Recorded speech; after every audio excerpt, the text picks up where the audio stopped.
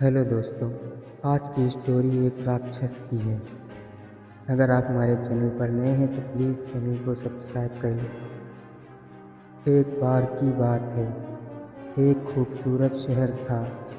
शहर हमेशा की तरह चहल पहल से गुलजार रहता था।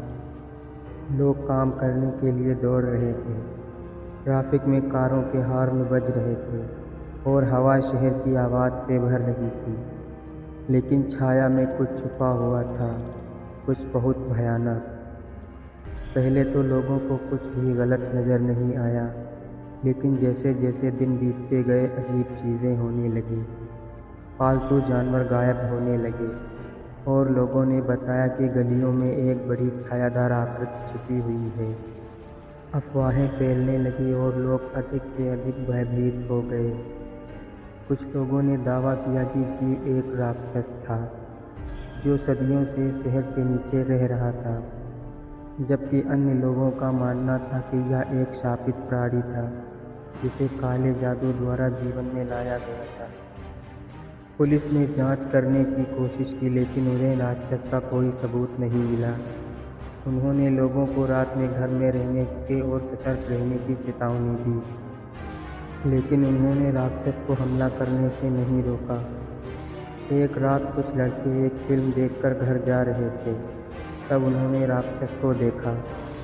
यह विशाल था, जिसमें चमकदार लाल आंखें और तेज पंजे थे।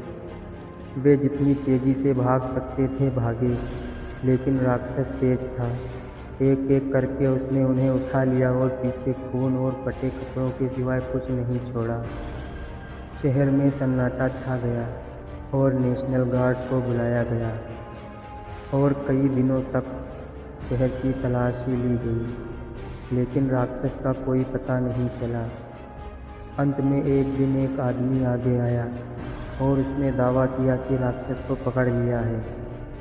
उसने दावा किया कि उसने एक पिंजरे में उसे कैद कर रखा था और उसे ट्रॉफी के रूप में रखा जा रहा है। पुलिस ने जांच की और निश्चित रूप से एक पिंजरे में एक राक्षस था और वह मर चुका था।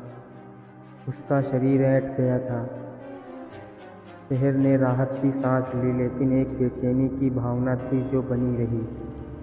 कोई नहीं जानता था कि राक्षस कहाँ से आया और या कितने और बाहर थे जो हमला करने की प्रतीक्षा कर रहे थे।